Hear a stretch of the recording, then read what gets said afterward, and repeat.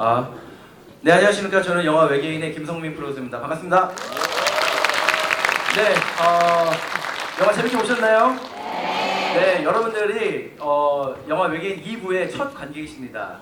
축하드리고, 네, 저희도 사실 되게 긴장도 되고 또 설레기도 하고 또 기대도 되고 여러 기분들이 교차하고 있는데요. 여러분들 이렇게 영화 재밌게 보셨고 또 궁금하신 것도 있을 텐데 또 특별한 순서 아시죠? 네, 많이들 응모하신 걸로 12개 응모하셔가지고 당첨된 걸로 알고 있거든요. 자, 바로 저는 소개만 하고 물러갈 건데요. 박찬욱 감독님께서 나오셔서 여러분들과 함께 최동원 감독님, 배우 유준열 씨, 김태리 씨와 함께 영화 외계인 2부에 대해서 또 외계인 전체에 대해서 한번 이야기해 보도록 하겠습니다. 자, 환영하실 준비 되셨나요? 네, 그러면 박찬욱 감독님과 최동원 감독, 유준열, 김태리 배우 모시도록 하겠습니다. 뜨거운 박수로 환영해 주시면 대단히 고맙겠습니다. 네, 최동원 감독님, 네, 배우 유준열 씨, 배우 김태리 씨, 그 다음에 우리 특별히 오셨습니다. 박찬욱 감독님 큰 박수 부탁드리겠습니다. 네, 그럼 박찬욱 감독님께서 워낙 진행도 잘하시기 때문에 앉으셔서 이제 인사 말씀부터 재밌게 해주시면 대단히 고맙겠습니다. 네, 알겠습니다. 예, 안녕하세요. 예, 반갑습니다. 재밌게 보셨어요? 네. 저는 어떻게 그 시간이 잘 안 맞아가지고 1부는 저기 LA에서 봤어요. 미국에서 일하던 시절에. 그리고 또 2부는 또 시간이 안 맞아서 그 여기 영화 색보정 하는 그 회사의 그 시사실에서 따로 봤습니다. 정석영 작가하고 같이 봤는데 하긴 1부를 볼 때도 그 미국인들, 한국인 교포들 섞인 LA 극장에서 정말 모두 환호하면서 웃고 떠들면서 재밌게 보았고 2부는 단둘이 봤지만 아무도 없으니까 또 저희끼리 막 떠들면서 뭐 마음껏 웃고 제일 재밌게 보셨네요. 그래서 석영 작가는 끝나고 나니까 막 그 제일 처음 하는 말이 이렇게 많은 그 인물들을 어쩜 이렇게 하나도 그 허투루 보내지 않고 하나하나 다 이렇게 잘 다뤘는지 작가로서 정말 감탄스럽다. 많이 배우고 간다. 그런 이야기를 하더라고요. 저도 똑같은 생각을 했어요. 이렇게 영화를 각본을 쓰거나 연출을 할 때 그게 참 어려운 부분이거든요. 주인공들을 이렇게 세심하게 들여다보고 그들에게 캐릭터를 부여하고 그런 일을 누구나 이제 신경 써서 하는데 조연들 이 영화는 특히 또 주조연이 구별되기 어려운 그런 앙상블 영화잖아요. 근데 이렇게 많은 사람들을 다루다 보면은 각본을 잘 쓰더라도 또 찍어놓고 나면 편집에서 누군가는 희생되기 마련이고 그래서 하나하나 잘 모두를 이렇게 보살펴주기가 참 어려운데 그런 면에서 이 영화의 성취는 정말 감독의 기량이 아주 물이 오른 것 같은 그런 경지를 보여준다고 생각을 했습니다. 여기 이 두 분뿐 아니라 기억나는 배우들, 캐릭터들이 정말 많잖아요. 이 사람들을 다른 거 생각하면 제가 영화를 볼 때에는 정말 한 90분짜리 영화처럼 훅 지나가 버렸는데 물어보니까 2시간이 넘는 영화더라고요. 그래서 이렇게 빨리 지나가 버렸나 하는 생각을 했지만 또 복기를 해보니까 이 많은 인물들을 이렇게 하나하나 잘 다루었는데 이게 2시간 남짓 가지고 되는 이야기인가 하는 게 와, 이 사람들 다 다른 거 생각해보면 한 3시간짜리 영화 정도는 되어야 이렇게 할 수 있을 텐데 어떻게 이걸 2시간 조금 넘는 시간 동안 해냈는가 하는 또 그 정반대의 감탄이 나왔습니다. 그래서 오늘 이야기는 인물들을 어떻게 창조하고 그들을 이렇게 골고루 잘 표현을 해냈는지 그것에 관한 이야기부터 감독님한테 한번 들어보고 싶습니다. 네, 먼저 지금 대한민국에서 제일 바쁘신 박찬욱 감독님이 그 GV를 해줘서 너무 감사하고요. 그 일부 개봉했는데 별로 이렇게 변변치 않은 성적을 내고 있을 때 박찬욱 감독님이 힘내. 2부 열심히 하면 돼. 사람들한테 많이 보여주고 얘기도 많이 들어. 그렇게 먼 곳에서 전화해 주셨을 때 너무 감사했었어요.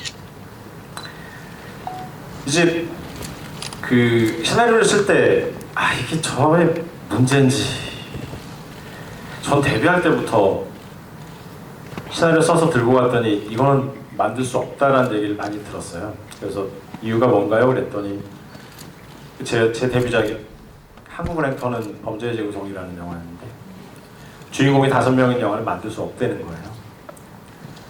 그때 뭔가 큰 의심을 가지기 시작했어요. 보통은 2명이 주인공인 영화들이 거의 대부분이었고 주인공이 5명이라는 건 약간 B급이거나 뭐 좀 보기 어렵다라고 생각을 했었어요. 근데 우리가 세상을 살다 보면 다 제가 주인공, 그러니까 모두 다 본인이 주인공이라고 하고 살아가고 있고 어쩌면 영화에 나오는 인물들도 그들이 다 자기 인생의 주인공들이라고 생각한다면 5명의 인물이 나와서 드라마를 끌고 가더라도 그것 또한 어떤 영화가 되지 않을까라는 생각을 했었죠. 뭐 도둑들의 경우는 이제 10명이었고 이 영화도 마찬가지로 10여 명 한데 배우들에게 이를테면 옆에 준열 씨랑 둘이 있을 때는 준열 자기가 주인공이야 라고 얘기를 하고 김태리 씨를 보게 되면 태리야 이 영화는 네가 주인공이니 모두 다 김우빈 씨도 그렇게 알고 있고 심지어 두 신선조차도 자기들이 그게 주인공이고 이들은 무릎과 이하는 그냥 지나가는 사람으로 알고 있을 정도로 사람들이 그렇게 얘기를 자꾸 하다 보면 배우들이 그 말의 뜻을 다 알게 되는 것 같아요. 그리고 저는 각 신의 주인공들이 다 있다고 생각해요, 실제로. 그래서 2부의 경우는 이 영화가 처음 일부를 못 보신 분들도 볼 수 있도록 일부에 대한 그러니까 프롤로그는 아니고 약간 서머리 같은 게 6분 정도 흘러나와요. 그거를 편집할 저는 1년 반 동안 편집을 52번을 해서 이 영화는 52개의 버전이 있는데요. 그런데 그 중에 앞에 서머리를 할 때 제가 방법을 찾지 못해서 김태리 씨랑 김우빈 씨에게 오프닝이 혹시 김우빈의 나레이션으로 시작할지 아니면 테리의 나레이션으로 시작할지 잘 모르겠는데 이렇게 대사를 나레이션을 적어줄 테니 이거를 핸드폰으로 녹음해서 보내주면 편집하는 데 너무 많은 도움이 되겠다 하고 그 둘에게 부탁을 했죠. 그래서 결국 김태리 씨가 이 나레이션의 주인공이 되셨고 정말 수없이 많은 장소에서 핸드폰 녹음을 했던 기억이 납니다. 갑자기 잠시만요. 근데 혹시 저는 고려 대상이 아니었나요? 네, 미안하게도 무릎은 고려 대상이 아니었습니다. 왜냐하면 무릎은 이 사건 전체를 아는 캐릭터가 아니었기 때문이죠. 그러니까 저조차도 어떤 신에서 어떤 사람이 주인공이 될 수 있다고 생각을 하고 심지어 나레이션 시퀀스에도 하나의 주인공이 있다고 생각을 해요. 그리고 그 주인공들이 조금씩 바뀌어가면서 드라마가 만들어지고 마지막 장면에서 그들이 다 모여서 뭔가를 위해 싸우는 영화가 되지 않을까라고 생각을 했습니다. 그러니까 적어도 준열 씨는 주인공은 아닌 걸로. 그렇게 정말 시간 계산해 보니까 그게 6분이잖아요. 앞에 요약이 그것만 6분이니까 본 이야기는 2부의 이야기는 2시간 내에 훨씬 못 미치는 거잖아요. 예, 이 크레딧을 빼면 아마 1시간 58분쯤 되는데 거기서 6분을 빼면 1시간 52분이 되는데 제가 찍은 영화 중에 그럼 가장 짧은 영화가 되는 셈이죠. 10대 명의 그 주인공들을 거의 주인공들을 다 이렇게 아우르면서 이렇게 짧은 시간에 해낸, 그러니까 이런 인물이 많이 나오는 영화를 지금 벌써 몇 편째 한 거예요. 여러 편을 하다 보니까 진짜 경지에 오른 것 같아요. 그죠? 그래서 2명 나오는 걸 못 쓰겠더라고요. 안 써져요. 어떻게 써야 될지 모르겠고. 그러니까 최동훈 감독은 좀 그런 게 있어요. 뭘 하지 말라 그러면 더 하려고 하는 그런 성격이에요. 그래서 처음부터 5명 나오면 안 된다고 하니까 이제 아예 그 길로 작정을 하고 가고 있는 것 같은데 2명만 나오는 영화도 보고 싶다고 제가 전에부터 얘기를 했는데 어쩌다 한 번은 그런 영화도 해볼 만하지 않느냐고. 근데 앞으로는 그런 영화 절대 하지 말라고 이제 얘기를 할까 합니다. 이렇게 두 사람은 어땠어요? 이 처음 시나리오를 읽었을 때, 그러니까 시나리오를 주기 전에는 네가 주인공이야라고 했겠지만 거기에 속겠지만 그 시나리오 읽고 나서까지 속을 수는 없잖아요. 어땠어요? 아니 근데 감독님이 잘못 알고 계신 게 그 387일 촬영을 했지만 저희 배우들이 387일 있었던 거는 아니잖아요. 또 우리가 시간이 극명하게 갈리다 보니까 이게 미술, 로켓 이런 현장의 상황들 때문에 과거 씬을 1달, 2달 이렇게 찍고 이제 현재 씬을 또 1달, 2달 이렇게 찍으면 과거에 치중하고 있는 배우들은 1~2달을 노는 거예요. 이제 그런 식이니까 한참을 놀다가 온 이제 자기가 주인공이라고 믿고 있던 사람은 그 1~2달 동안 도대체 내가 주인공이라고 했는데 이게 어떻게 된 거지? 그리고 현장에 와가지고 제가 주인공이 아닌가 봐요. 모두가 도대체 이 영화는 주인공이 누구야? 이런 상황이었다고요. 근데 정말 주인공이 누구예요? 저는 일부는 무룩일 수도 있다고 생각하고 그리고 가드일 수도 있다고 생각해요. 하지만 2부는 이한이 주인공이지 않을까. 하지만 그렇다기엔 류준열의 엔딩으로 택시! 이것은 그럼 그러니까 이게 비밀인데요. 시작은 김태리 씨로 하고 엔딩은 여기 계신 분으로 하고 하면서 두 분 다 주인공인 거죠. 뭐 박 감독님이 제 주인공이 아니라니까 이제 확실히 알게 됐는데 너 얼마 받았어? 그거 듣고 보면 뭐 주인공도 아닌데 그 정도 받았으면 된 것 같기도 하고. 좀 전에 정말 궁금해지네요. 이 엔딩 원래 각본이 이랬어요? 네, 제가 감독님은 당연히 아시겠지만 제가 택시라는 대사를 너무 좋아하게 된 게 존 카사베츠 영화에 레옹에서 성별만 바꾼 글로리아를 너무 좋아하는데 그 영화에 아주 멋있는 주인공이 택시라고 하는 장면이 나와요.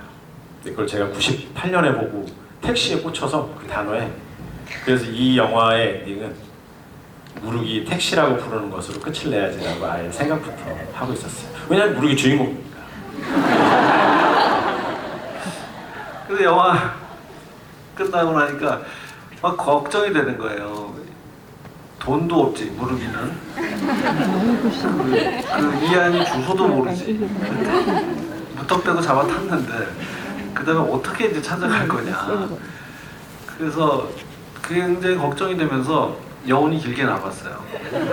그래서 이 도사니까 그래도 아무리 얼치기 도사라고는 하지만 이제 눈을 떠서 진짜 도사가 됐는데 영화 끝날 때는 그러니까 아마 그 특별한 능력으로 어떻게든 찾아갔겠지 하고 그 찾아가는 과정을 막 상상을 해보게 되더라고요. 택시 기사 아저씨하고 시비 붙고 그래가면서 우여곡절 끝에 어떻게든 찾아가는 그런 과정을 막 상상하게 돼서 굉장히 재밌는 결말이었던 것 같습니다. 그 장면에 그 시나리오도 있어요. 그러니까 제가 시나리오를 2년 동안 썼는데 시나리오도 한 4가지 버전 정도가 있는데요. 무룩이 택시를 타고 가요. 말씀하신 대로 택시 기사와 엉뚱한 싸움을 벌이고 가고 있는데 그 무르기 시간의 문을 통과한 이후에 남아있던 두 신선이 우리도 갑시다 해서 가고 그 택시 위로 둘이 땅 떨어져서 세 명이 유치장에 갇히는 그런 씬도 쓰긴 했는데 도대체 그래서 정말로 이 영화는 다른 버전으로 한 편 더 만들 수도 있을 만큼의 시나리오가 있긴 합니다. 그 편집 얘기도 안 할 수가 없는데 일부는 훨씬 더 과거 현재 그 교차가 왔다 갔다가 더 좀 빈번하지 않았나요? 네, 일부는 8개의 시퀀스인데 4번씩 과거 현대가 왔다 갔다 하는 구성으로 되어 있죠. 네. 이부는 원래부터 이렇게 그 교차가 좀 덜한 식으로 각본이 쓰여져 있었나요? 아니요, 각본은 똑같이 8번 나눠져 있었는데요. 많은 사람들이 제 손을 붙잡고 너 왜 일부가 안 됐는지 아냐. 저는 극장에 들어온 관객분들은 모두가 다 천재라고 생각을 해요. 그러니까 영화를 보면서 저 약간씩 비틀어져 있는 저 서사의 구조를 다 맞춰나가면서 보는 즐거움이 있을 거라고 생각을 했고, 제가 썼던 시나리오들은 다 그렇게 시간들이 조금씩 순서대로 되어 있지 않은 구조로 썼었어요. 근데 일부를 쓰고 개봉을 한 다음에 왔다 갔다 하는 게 너무 혼란스럽다는 얘기들을 많이 해주시는 거예요. 그래서 2부가 왜 편집본이 쉬운 2개가 됐냐면 과거로 시작하는 것 아니면 현대로 시작하는 것, 과거로 갔다가 현대로 갔다가 다시 과거로 가는 걸 4번 반복하는 것, 3번만 하는 것들이 다 달랐어요. 그래서 그걸 막 하다가 지금의 구조에 가까운 걸 한 30번쯤 편집을 했을 때 찾아내게 되고, 그러니까 그 이한희 씨가 했던 민계인이라는 역할이 현대에 처음 등장할 때 되게 빠르고 본능적으로 관객분들이 알 수 있게 해야 된다는 걸 느꼈어요. 그래서 그 씬만 그 족자에 걸린 능파를 보면서 조상님하고 그 씬을 재촬영을 했어요. 원래는 다른 씬이었고 그거는 한 서너 개의 씬이 거쳐서 이제 그 과정이 드러나게 되는데 그냥 하나의 씬으로 재촬영을 하루 만에 저희 사무실 지하에서 하고 그렇게 해서 이 구조를 만들어내게 된 건데, 저희 연출부 친구들은 감독님 죽더라도 과거와 현대가 다시 4번 반복돼야 됩니다. 파와 아닙니다. 이걸 줄여야 됩니다. 하지만 현대로 시작해야 됩니다. 파와 과거로 시작해야 됩니다. 파가 국번이 나뉘어서 저는 집에 가고 술 취해서 집에 가고 그들만 술 먹은 채로 치열한 다툼을 벌이던 때가 있었어요.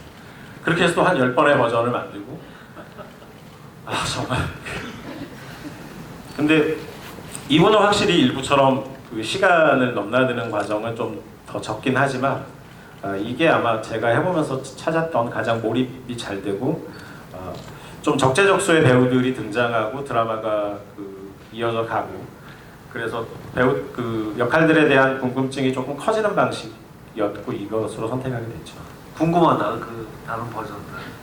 그러니까 만약에 현대로 시작한다면 어떤 씬으로 시작하는 거예요? 현대로 시작한다면 이하이 씨에게 어떤 할머니가 찾아옵니다. 민계인에게. 주인공이 또 있어요? 아니 그분도 주인공이죠. 근데 그분이 내가 학교 꼬맹이 이한이 다니는 학교, 저희가 이한과 이한희 씨가 너무 헷갈려가지고 꼬맹이 이한이 다니는 학교에 이한이라고 해요.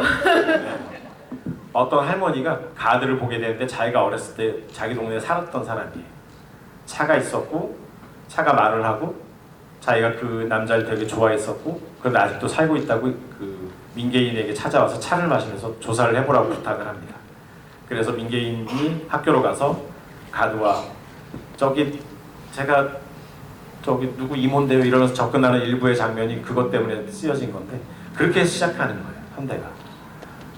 그 장면도 재미있었지만 그 장면의 문제는 그래서 그 장면이 삭제되고 다시 족자를 보는 걸로 다시 재촬영을 해서 넣었는데, 그 장면의 문제는 일부가 너무 반복된다는 거예요. 그래서 그게 아마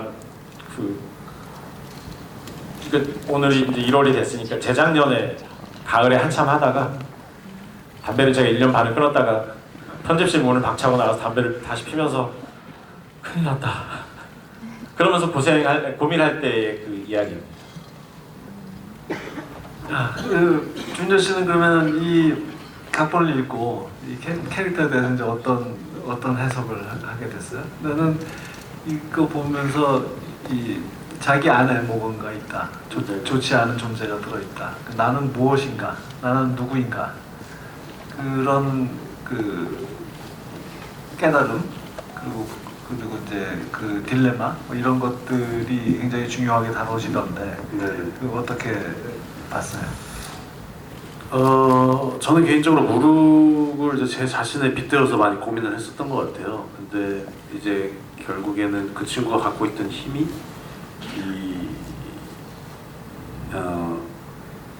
다 영화를 보셨으니까 그 이제 가드의 힘을 빌어서 도산으로 또 하고 그랬었는데 이게 이제 팀이 다 빠져나갔단 말이죠.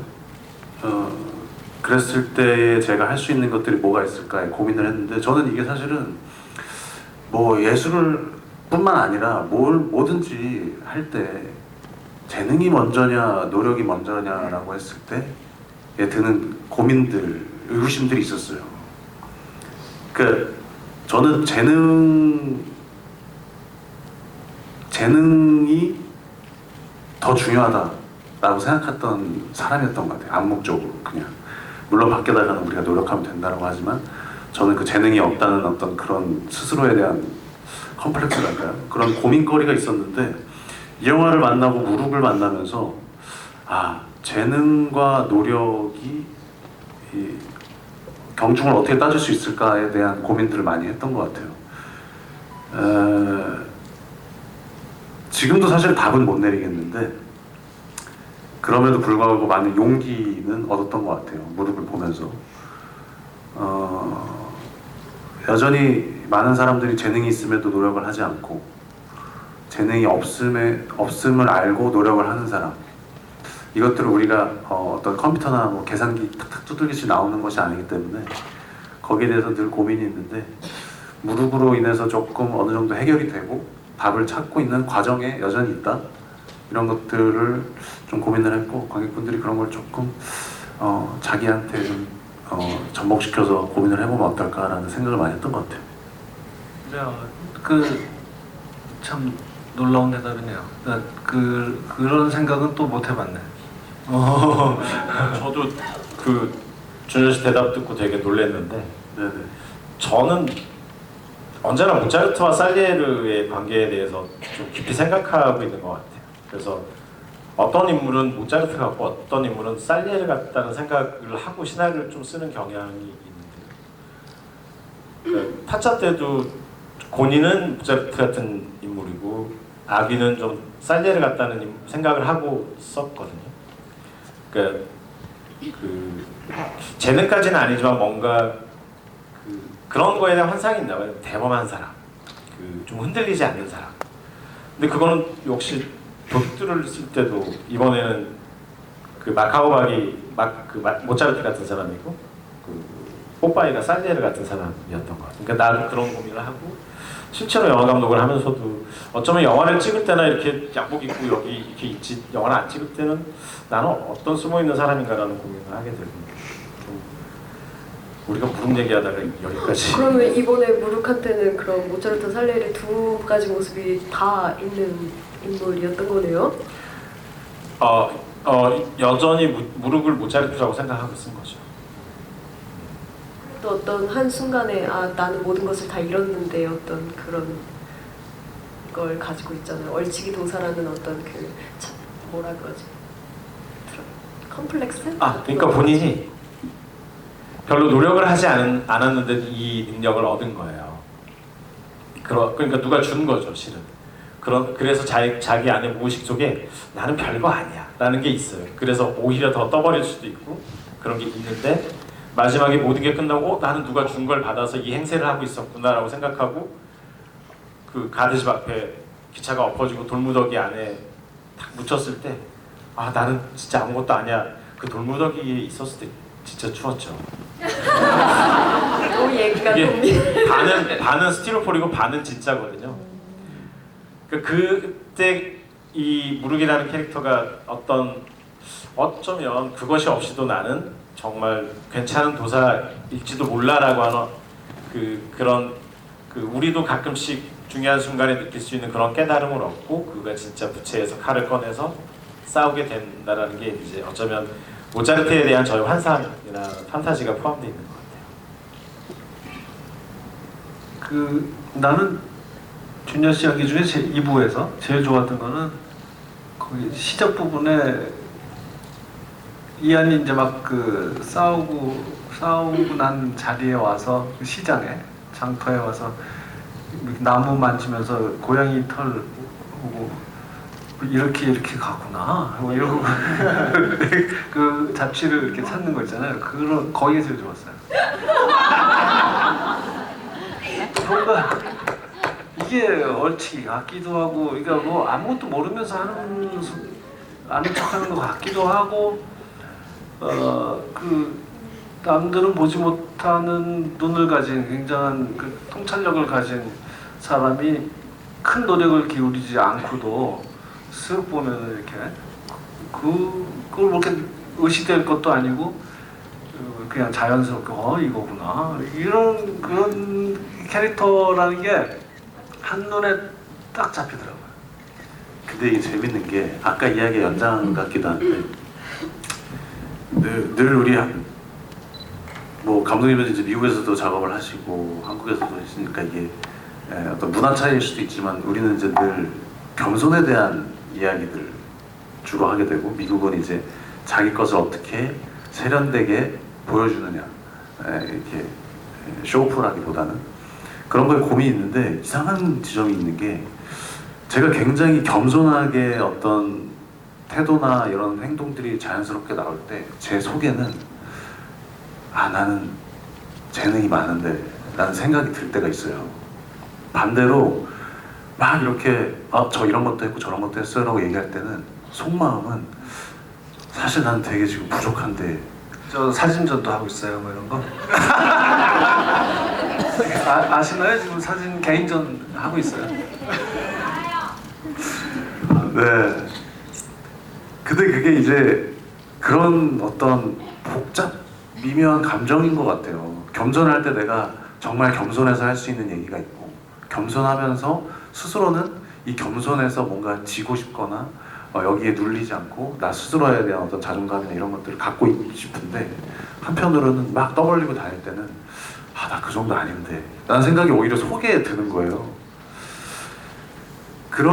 무르기 어떤 그런 인물이었던 것 같기는 해요. 이렇게 내가 막 또 주절절 떠벌리고 막 있는 체 하지만 사실은 어떤 내 고민이나 그녀에 대한 생각이나 이런 것들이 그 안에 있기 때문에 그게 허풍으로 좀 재밌어 보이지 않을까? 라는 생각이 좀 있었던 것 같아서 그런 어떤 왔다 갔다 하는 재미가 제 자신에게도 있고 무르기에게도 좀 표현된 것 같아요. 테리 씨는 자기 캐릭터 어떻게 처음에 해석하고 계획을 짰어요?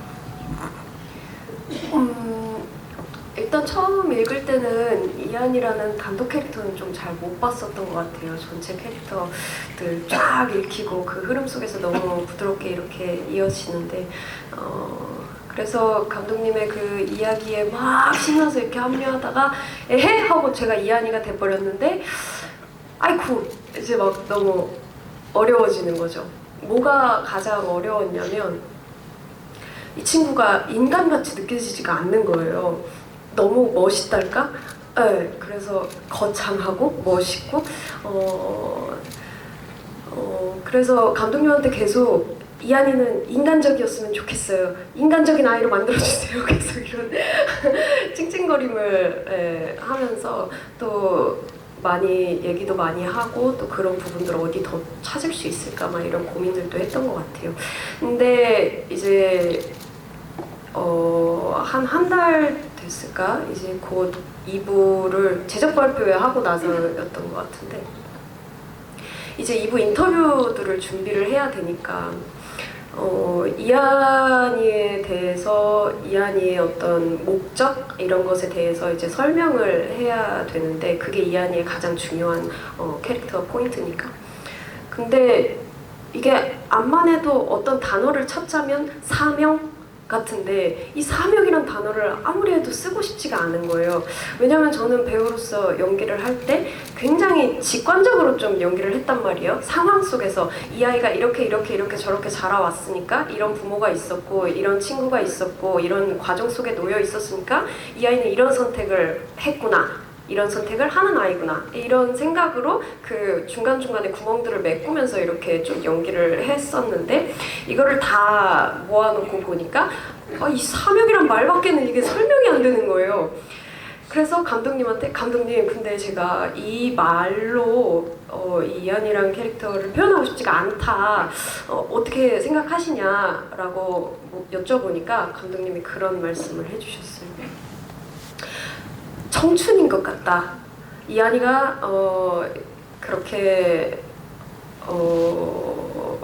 어떻게 보면 인간 같지 않은 어떤 그런 비상식적인 어떤 그런 생활 속에 놓여 있어서 굉장히 대단하고 또 지구도 구하고 막 그런 것처럼 보이지만 사실 이제 갓 20살이 된 아이 아닙니까?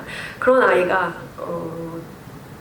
자기만 알고 있는 자기만 알고 있는 비밀을 가지고 나만이 해결할 수 있는 어떤 일을 마음속에 품고 그렇게 세월을 살아온 거예요. 예. 그런 어떤 청춘 그런 걸로 이해를 하니까 너무 딱 이해가 되더라고요. 그래서 어떤 거창한 사명 같은 것이 아니라 그 나이에 아이가 할 수 있는 어떤 그런 생각일 수 있겠구나 하는 생각을 하면서 좀 놀라운 지점이었던 것 같아요. 요거는 이제 촬영하면서는 느끼지 못했던 거고 뒤에 이제 감독님과 얘기하면서 봤던 지점.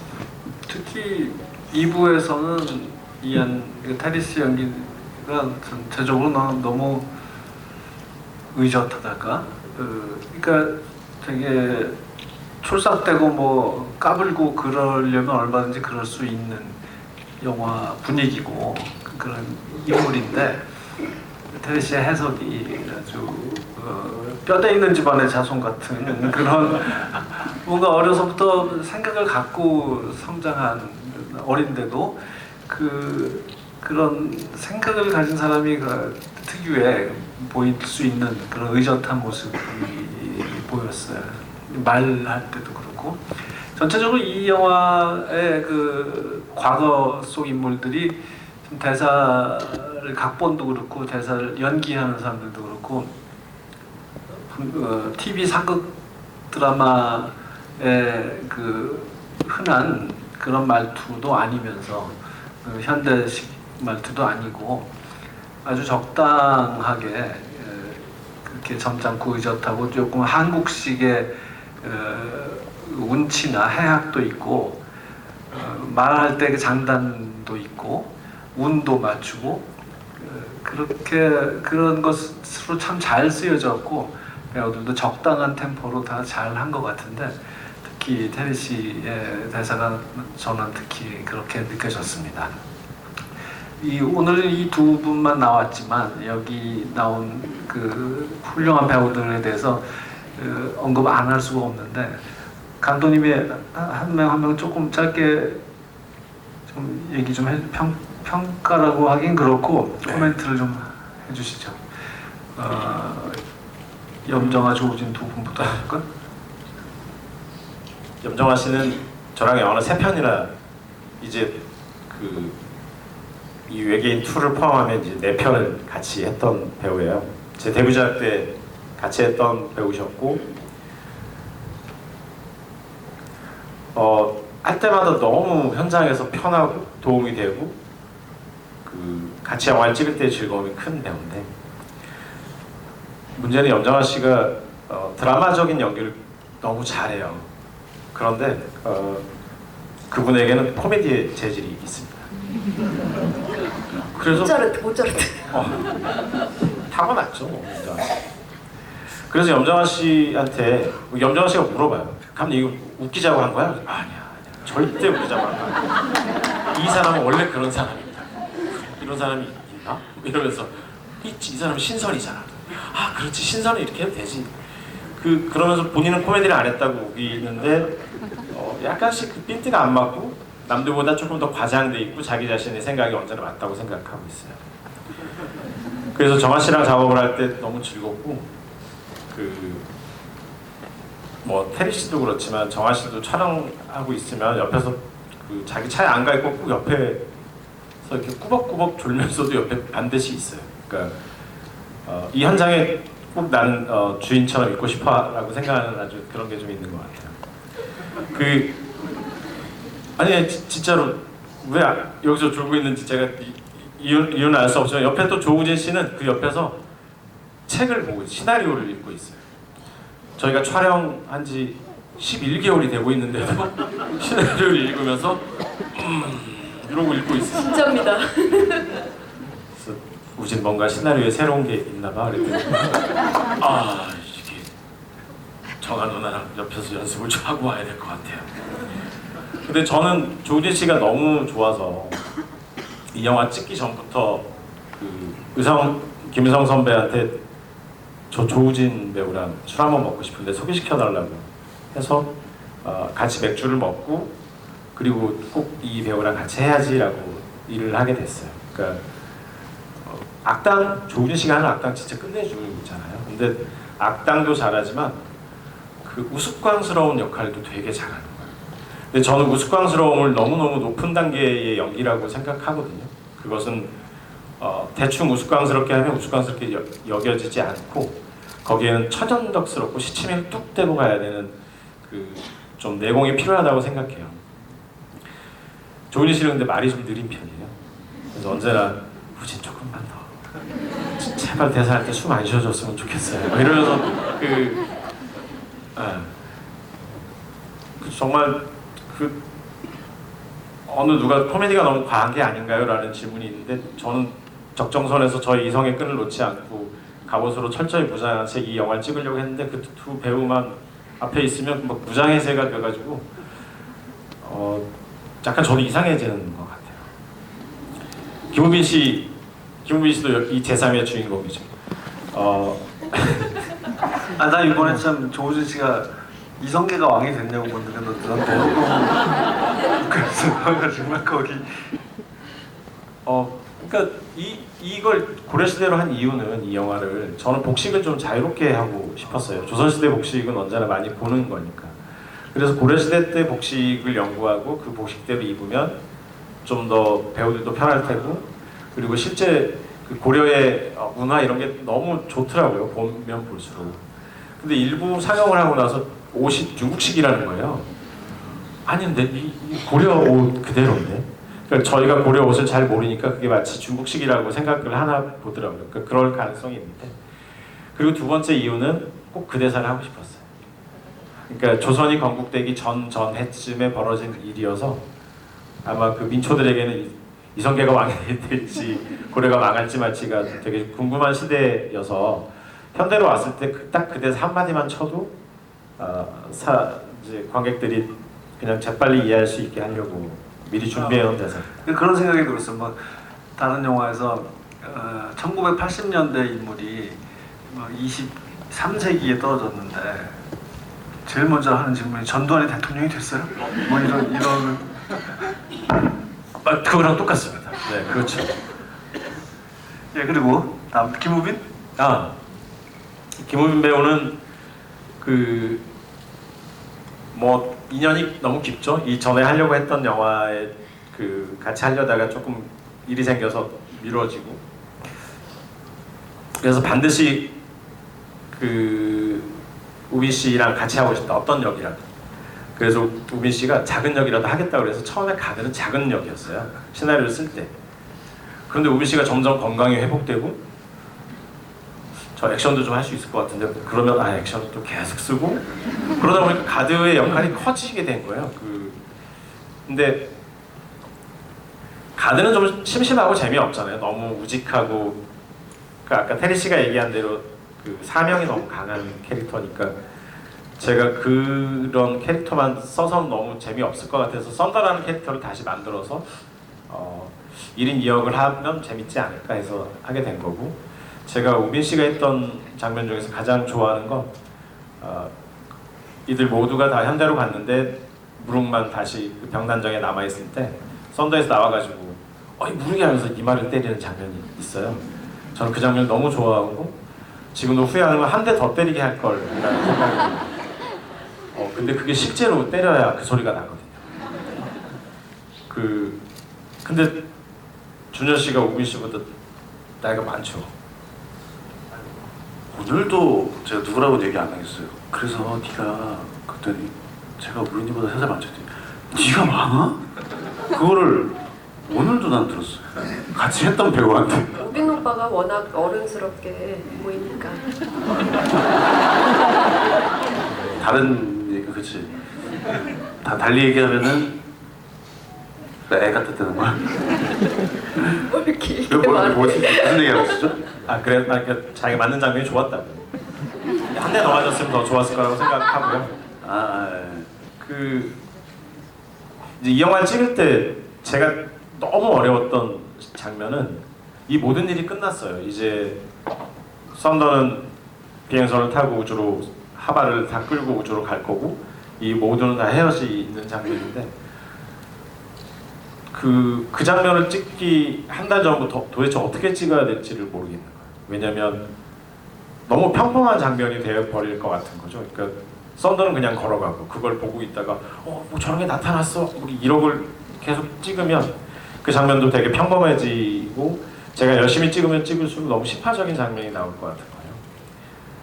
그래서 이제 그 고민의 시작은 김우빈 씨 걸어가는 거에서 시작이 됐는데 그거를 마치 하나의 큰 이미지처럼 만들어서 뮤직비디오는 아니지만 뮤직비디오적 방식을 차용해서 그 씬을 찍어야지라고 생각했을 때 너무너무 행복했고 그 장면을 찍을 때 염정아 씨 이렇게 날아가는 거 찍고 아주 힘들게 찍고 조우진 씨 날아가는 거 찍고 자기 날아가는 건 되게 수월하게 찍고 그리고 김우빈 씨가 음악에 맞춰서 걸어가는데 이게 뭔가 이 각각의 인물들의 밸런스가 맞아간다는 생각이 들기 시작했죠. 그때 처음 느꼈어요. 김우빈 씨가 모델이었구나. 그러면 이거 누구는 언급하고 누구는 안 하고 어떡하지 이거? 빨리 해야 된다. 재빨리 해야 되겠네요. 또 누구 남았죠? 소지섭 우성수. 의사. 이게 등장인물이 많은 영화 찍다 보면 이제 이런 문제가 나옵니다. 소지섭 씨는 잘생겨서 멋있어서 캐스팅했습니다. 실은 소지섭 씨는 이전에도 뭔가 제가 어떤 작품에 같이 하려고 했었는데 그게 잘 안 됐었어요. 그런데 소지섭 씨가 악당으로 나오면 그것도 안에 막 무슨 외계인이 든 캐릭터로 나온다면 모두를 깜짝 놀래킬 수 있을 거라고 생각해서 했고 소지섭 씨는 실제 저희 영화에 나오는 배우들이 다 그 성품이 너무 좋고 이렇게 좋은 사람들이 있을까 하는데 소지섭 씨는 탑3 안에 들 정도로. 나머지 또 얘기 안 했어. 아니 여기 있는 나머지 두 분인가요? 명을 그러니까 그리고 이한희 씨 아까 얘기한 걸로 가름하고 가장 이상한 우리 능파 성규 씨는 이 영화를 일주일 전에 처음 봤어요. 그리고 너무 좋아서 저에게 전화를 한 게 자기 너무 잘생기게 나왔다고 자기가 나왔던 영화를 통틀어 이렇게 멋있는 역은 처음 해봤다고 하는 거예요. 눈을 가려서? 네. 이게 뭐 눈을 가려서라기보다는 그 뭐랄까 맹인 검객이 가지고 있는 어떤 전형적인 그 틀이 있잖아요. 근데 그 틀이 있으면서도 뭔가 이들 다 도와주고 있고 그리고 그 아주 태극권 같은 권법을 사용하고 그런데 그 태극권을 찍을 때 그때 권투 영화를 촬영을 하고 있었어요 동시에. 그 태극권으로 이렇게 손이 이렇게 돼야 되는데 자꾸 스트레이트가 나오길래 이건 권투 아닌가? 그랬더니 제가 지금 한 2달째 찍고 있어가지고 그 영화를 실제로 저희 영화는 아주 잠깐 와서 찍었는데 만약에 능파가 없었다면 이 영화는 훨씬 심심한 영화가 됐을지도 맞아요. 모르겠고 네. 아까 말한 그 정말 좋은 사람의 탑3 안에 진상규 씨가 들어서 저는 앞으로 인생을 살면서 진상규 씨가 저 사람은 정말 나쁜 사람입니다 하면 그 사람은 정말 나쁜 사람인 걸로 알고 살기로 했습니다. 둘 중에 한 명이 포함돼 있으니. 능파 얘기하니까 생각나는 게 그 능파가 귀를 기울이고 있을 때 두 사람이 투명한 망토를 쓰고 도망가죠. 그때 또 우왕이 장이가 그 시끄럽게 만들고 나는 그 장면이 정말 백미 중에 하나 같았어요. 제일 재치 있고 보기에 재밌고 약간 어디서부터 모두가 좋아할 수 있는 장면인 것 같았어요. 한국적이고. 그 우왕이 장이가 나는 처음에 각본을 읽을 때부터 이름도 재밌고 고양이고 부채 살다가 나오고 그 모든 설정이 진짜 기가 막히게 그 재밌다고 생각했는데 그거 어떻게 만들어진 캐릭터이며 그 배우들은 어떻게 연기들을 했어요? 그러니까 저는 쿵짝쿵짝하는 걸 되게 좋아하긴 하는데 그 저는 62년도인가 성춘향이라는 영화에 그 변학도가 춘향이를 잡아오라고 할 때 두 명의 포졸을 보내요. 근데 그 두 명의 포졸이 당대 엄청난 배우셨던 김희갑, 그다음에 구봉서 그 두 선생님이 계셨는데 두 분이서 걸어갈 때 하는 대사들이 너무 재밌는 거예요. 춘향이 나쁜 년 우리가 좀 양반이랑 결혼했다고 어쩌고저쩌고 이렇게 잘난 체하고 우리가 반드시 잡아야지. 봐주는 놈은 나쁜 놈이야. 이랬는데 가서 쩔쩔매고 실제로 가서. 근데 그 영화를 볼 때가 아마 제가 이 시나리오를 준비하고 있었을 텐데 그런 두 분 같은 캐릭터를 만들어야 되겠다라고 생각하고 우왕장을 만들어서 모르게 부채 안에 넣어줬는데 문제는 넣어놓고 보니까 이게 전우치 때 그 유해진 씨가 강아지였잖아요. 그거랑 너무 똑같아가지고 어떻게 하면 다른 방식이 있을까 했다가 이제 그들은 원래 그들이 아니었다 이렇게 생각하는 거죠. 신정근 배우 신정근 선배를 생각하고 쓴 거고 그다음에 신정근 선배는 주로 악당을 하거나 근엄한 역을 했었는데 그분이 고양이를 한다면 도대체 어떤 일이 벌어질까라는 궁금증이 있었고 우리 좌왕 했던 그 이시훈 배우는 기생충의 마지막 장면에 나와요.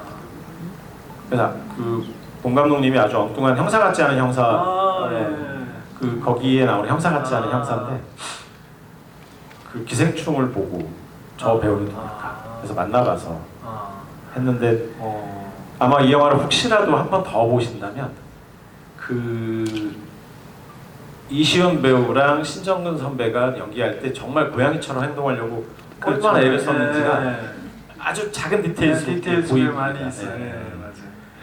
난 그 저항이가 이시훈 배우죠. 저항이 죽는 장면이 좀 많이 슬펐어요.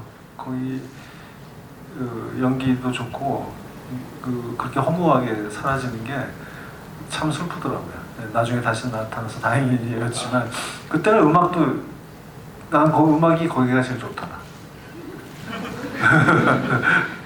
감독님도 장영규 음악 감독님하고 많이 작업하시죠? 정말 천재죠.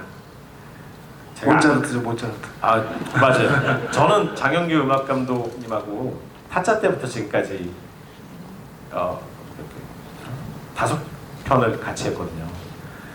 타짜를 만들어 왔을 때 이 음악이 너무 이상한 거예요. 막 이러고 막. 그래서 화면에 넣었는데 그런데 너무 잘 맞는 거예요.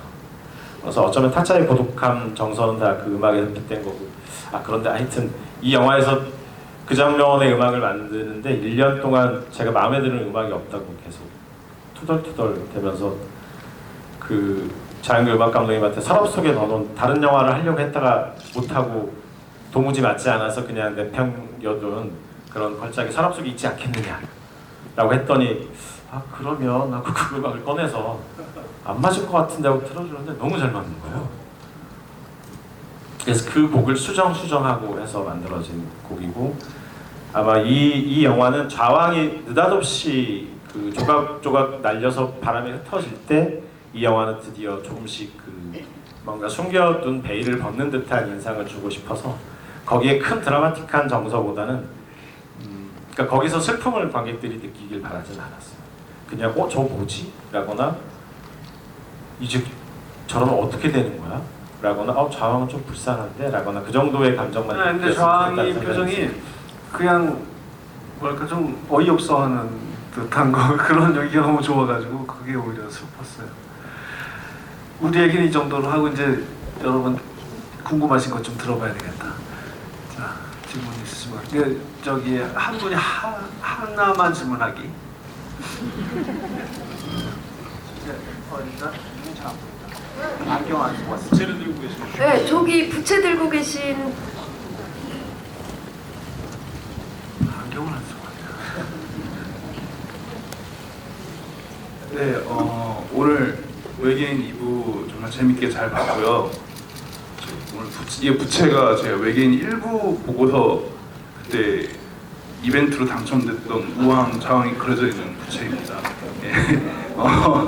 그 2부를 보면서 약간 궁금한 부분이 있었는데 1부에서는 그 민계인 이제 고모가 그 아이들 둘이 이제 대화를 하는 방을 지나갈 때 그냥 이렇게 엿듣다가 그냥 그 이모 지나간다 하면서 이렇게 지나가는 장면이었는데 2부에서는 방에 들어와서 이제 아이들하고 대화를 하는 장면으로 약간 내용이 그게 바뀐 건지 아니면 어떤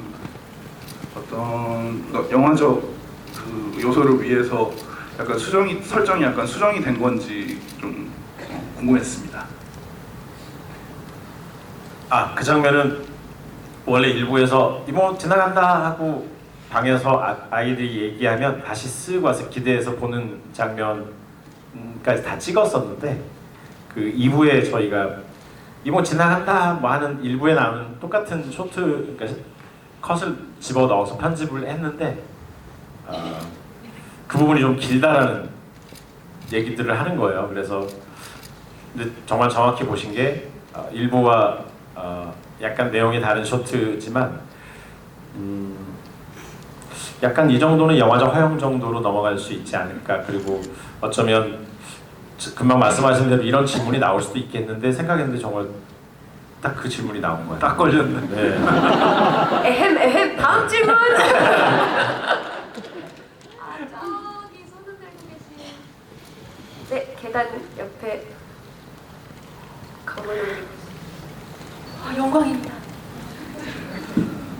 저는 최동원 감독님에게 질문 드리는데 감독님은 이야기를 쓰실 때 가장 먼저 이제 고려하시는 게 뭔지 궁금합니다.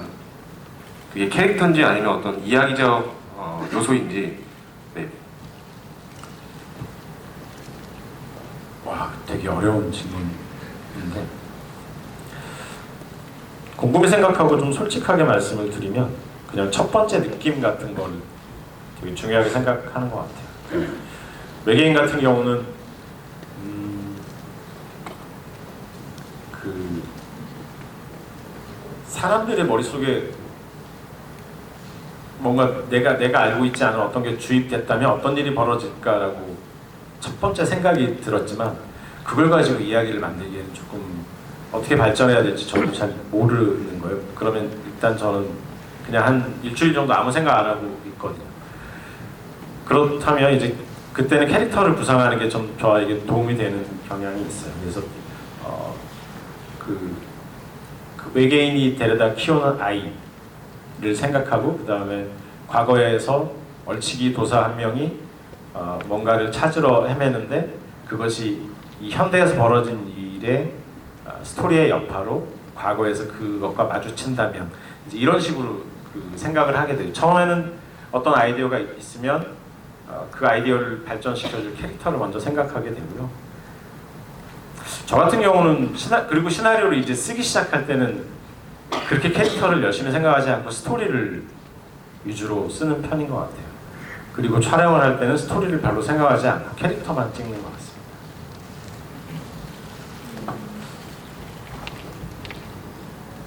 요 앞에서 두 번째 줄 흰 옷 입으시고 한도시고 안경 쓰신 분.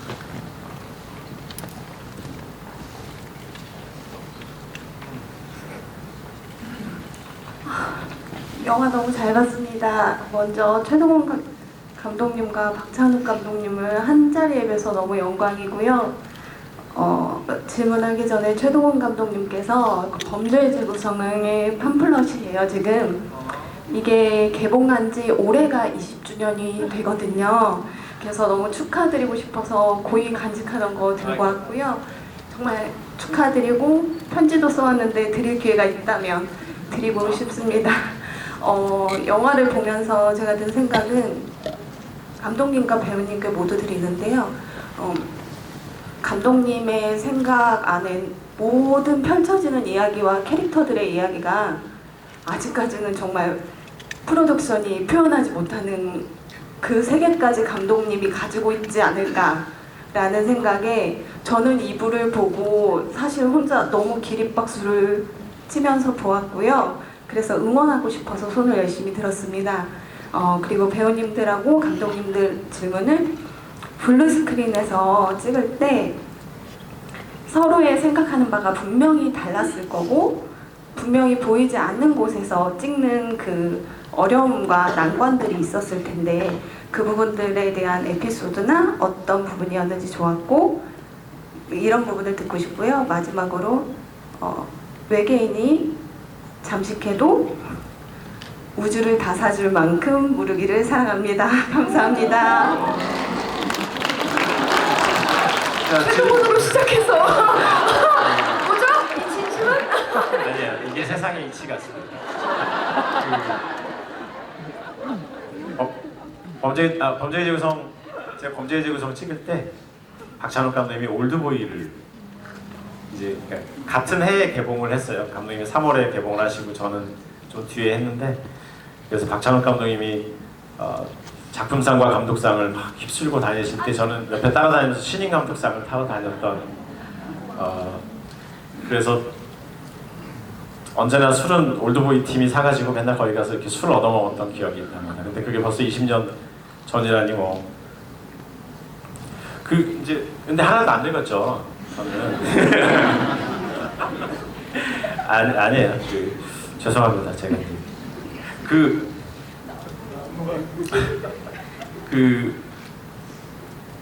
그러니까 저는 그렇게 생각해요.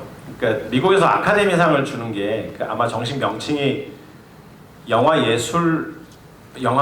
예술공학 아카데미에서 주는 거예요. 그러니까 미국 사람들은 아주 옛날부터 영화가 예술이기도 하지만 그것은 테크놀로지라는 걸 알았던 것 같아요. 근데 저 같은 경우는 영화과를 나오지 않았고 영화 학교 아카데미라는 곳에 가서 영화를 배울 때 그때 처음으로 카메라를 켜는 법을 배웠어요. 근데 그때의 느낌이 아직 지워지지 않거든요. 너무 경이로운 거예요. 그 안에서 막 촤 돌아가는 소리가 너무 아름답고. 그러니까 그러면서도 저한테 나는 너무 테크놀로지를 모르는 거 아닌가? 그런 것도 좀 있었어요. 근데 그러다가 그 전우치라는 영화를 찍으면서 너무 흥미롭고 묘한 세계, 그러니까 그 판타지는 리얼리즘의 반대에 있지만 리얼리즘이 주지 못하는 그 우리 마음속에 있는 그 이상한 걸 찾는 것 같아요. 근데 거기에 테크놀로지가 있어야 되고 점점 그 테크놀로지를 조금 더 막 해보고 싶다는 생각이 들었죠. 그래서 이제 블루스크린 앞에 선 이 두 분은 어떤 에피소드가 있으셨나요?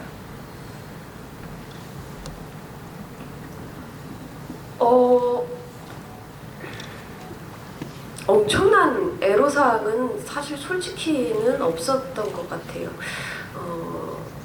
일단 여쭤보면 감독님께 대충은 어떤 그림들이 상상이 되니까 그 상상되는 걸 충분히 집중하고 몰입해서 하려고 했고, 그리고 당연히 어떤 그 물질 어떤 그런 것들이야 제가 어떤 식으로 구현될지 정확하게는 몰랐지만 어떤 방향성이라던가 그런 것들은 충분히 설명으로 집중하고 연기할 수 있었던 것 같아요.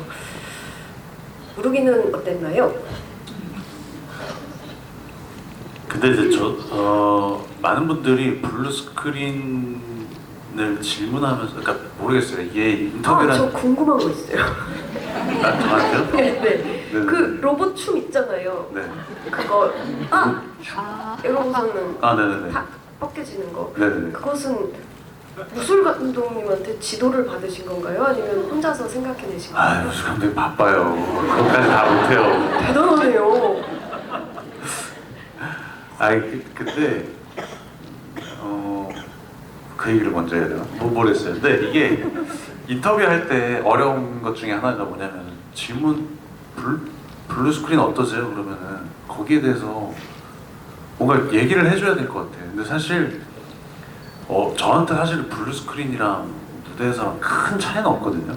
근데 이제 질문이 들어왔는데 뭐 전 똑같더라고요. 뭐 이러고 마이크를 내려놓을 수 없으니까 뭐 거기에 대해서 막 이런저런 생각들을 얘기하는데 사실은 배우들은 보통 이제 상상하는 직업이라고 하잖아요. 그래서 저는 뭐 빈 무대에서 연극도 해보고 뭐 영화라는 것도 눈앞에 수많은 스태프들도 있고 이러다 보니까 뭐 또 배우가 또 여러 가지 타입이 있겠지만 또 막 뭐 몰입을 해서 이런 또 연기를 하고 그런 타입은 아니어서 참 저는 별반 큰 차이 없이 연기를 했던 것 같아요. 다만 이제 그게 어디까지 구현이 되나에 대한 의구심은 있는데 뭐 어느 순간부터 이제 그런 거에 대해서는 안 하기 시작했죠. 그러니까 이 지금 우리 기술이 전 늘 이렇게 얘기해요. 2023년인데 뭐 핸드폰이 안 터질 때 엘리베이터를 타는데 핸드폰이 안 터지면 화가 날 때가 있어요. 왜 2023년에 왜 엘리베이터에서 핸드폰이 안 터질까? 그러니까 우리는 지금 아버지가 또 질문을 해요. 준열아 나 이거 뭐 하고 싶은데 이거 돼? 그러면 안 되는 거 없어. 다 돼. 뭐 아이패드에서 뭐 축구를 볼 수 있니? 뭐 갑자기 이래요. 늘 TV에서 보다가 아빠 2023년에 안 되는 건 없어. 다 돼. 이렇게 얘기를 하고 다니는데 그러니까 블루 스크린도 의심이 들 필요가 없어요. 다 되는 거예요. 나만 잘하면 되는 거야. 그러다 보니까 그런 상상하는 작업들을 하다 보니까 사실 큰 차이가 없어가지고 뭐 이 답변이 어떤 답변이 될지는 모르겠는데 우리는 늘 해왔던 거고 얼마나 어떤 상상을 하는지 그리고 그 싱크를 맞춰가는 거가 중요한데 사실 이 질문의 대답의 핵심은 여기였던 것 같아요. 저는 감독님이랑 이 작품을 준비하면서 1년간 감독님네 집 사무실을 왔다 갔다 하고 같이 시간을 보내면서 그 어떤 감독님보다도 많은 시간을 나누고 이야기를 했던 것 같아요. 이게 배우들이 리허설을 하는 이유 중에 하나인 것 같은데 리허설을 하는 이유가 결국은 테리가랑 제가 어떤 사이였고 서로가 어떤 상황이고 개인적으로 혹은 이 친구가 어떤 친구인지를 아는 거 이랬을 때 연기가 더 좋은 연기가 나오는 것처럼 감독님이 어떤 상상했던 그림, 영화, 이야기들이 제가 그동안 만나면서 했던 이야기들과 나눴던 거에 대해서 이미 많은 시간이 있었기 때문에 일치가 되는 거예요. 그러니까 이제 흔히 얘기하는 눈빛만 보고도 안다는 게 그런 어떤 지점이었던 것 같아요. 그래서 사실 블루 스크린에 대한 어떤 특별한 에피소드가 이렇게 대답을 드릴 수밖에 없는 것 같아요. 네. 예. 자 이제 마지막 질문 받을게요. 질문해 주신 분들께는 뭐 선물도 있다고 하는데 앞에서 넷째 줄에 이한 맞지? 네. 이한한테 질문 질문 있어요. 있어요라고 하신 분. 안녕하세요. 이안한테 질문 있는데 이안이 현대로 돌아온 후에 원래 살던 집 침대에 누워가지고 누워있는 장면이 감명 깊었는데 이제 현대로 돌아왔을 때 이안은 가족도 없고 친구는 아이인 상태 그대로 있는데 어떤 감정이었을지 정말 궁금합니다. 그리고 이안 사랑해요. 감사합니다.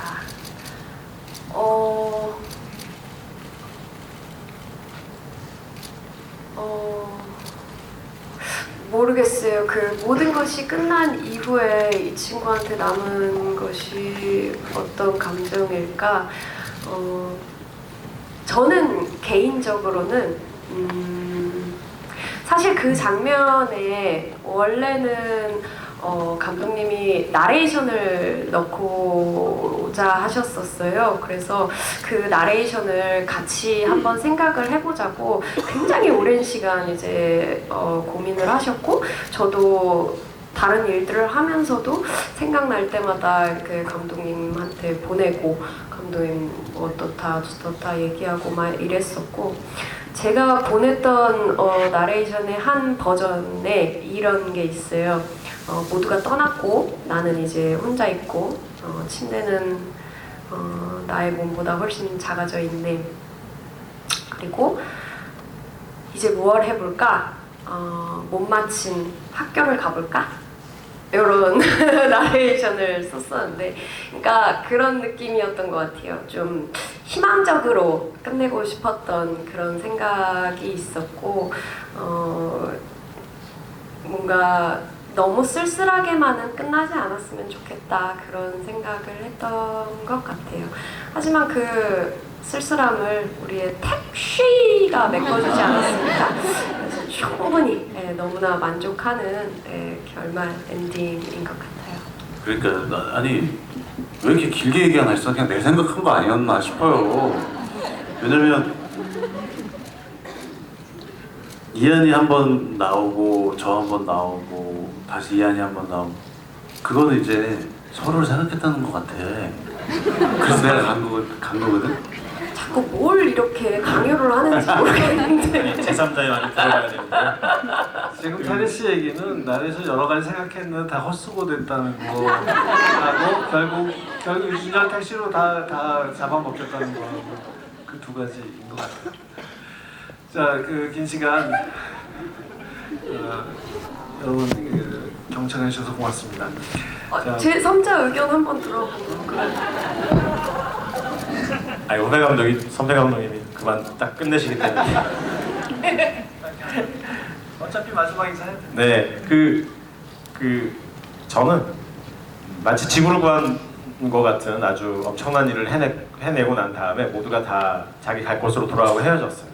그리고 나서 그 테리 씨가 굉장한 우울감과 허탈감을 가지게 했었던 것 같아요. 그리고 그것을 이미 과거로 돌아간 무릎도 똑같이 가지는 걸 보여주고 싶었어요. 기억나십니까? 우리가 영화 촬영 중에 이게 멜론가요? 물어봐서 아니 멜론은 아닌 것 같아 라고 할 때 두 분 다 되게 좋아하셨잖아요. 근데 이게 그러니까 그 허탈감 때문에, 또는 그것이 그리움으로 바뀌게 되고, 그렇게 해서 무릎으로 하여금 다시 그 이한이 살고 있는 이 세계로 다시 넘어오게 만드는 힘은 그런 허무함, 허탈감이었던 것 같아요. 예, 잘 들었습니다. 자, 이제 한마디씩 마지막 인사하고 물러갑시다. 시간이 어떻게 흘러갔나 모르게끔 너무 즐거운 시간이었고요. 시간만 된다면야 밤새 수다 떨고 싶지만은 이렇게 아쉽게 끝나게 됐네요.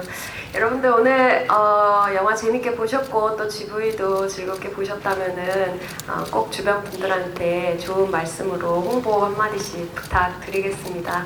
새해 복 많이 많이 받으시고요. 다른 자리에서도 또 만나 뵐 수 있으면 좋겠어요. 감사합니다. 네, 또 오늘 먼 걸음 해주신 박 감독님 덕분에 영화에 대해서 조금 더 깊이 있게 얘기할 수 있는 기회가 있어서 너무너무 좋았고, 사실 이런 기회가 사실 흔치가 않아요.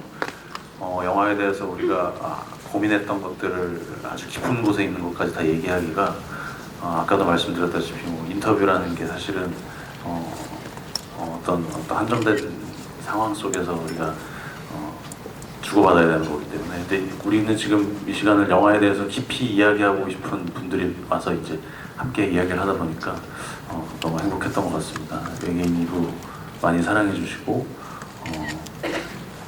또 많이 응원해 주세요. 고맙습니다.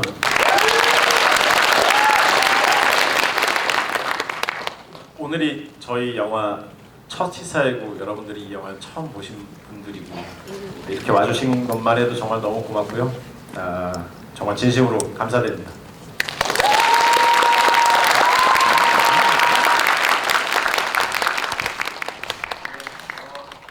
유익한 시간 되셨나요? 네, 너무 짧아서 아쉬우셨죠? 네. 그리하여 저희가 앞으로 2번의 GV를 더 계획하고 있으니까 오늘 사실은 질문하시려고 손드신 분들 되게 많았는데 기회 못 드려서 죄송하고요.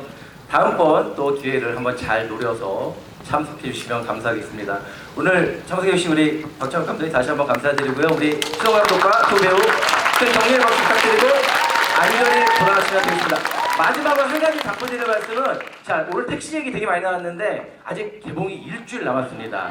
엔딩에 유준열 씨가 돌아가 택시를 외친다는 거는 조금만 참으셨다가 재밌게 혼자만 간직하셨다가 일주일 정도 지난 다음에 적당히 이렇게 풀어주시면 될 것 같고요. 그 외에 뭐 유준열 씨가 원래 얼치기인데 알고 봤더니 뭐 가드의 에너지 때문에 이렇게 됐다는 둥 등등등 많은 이야기들 오늘 추억으로 간직하시고 일주일 후에 살살살 푸시면 되겠습니다. 스포일러 조금만 주의해 주시면 대단히 고맙겠습니다. 그러면 저희 물러가겠습니다. 안녕히 들어가세요. 고맙습니다.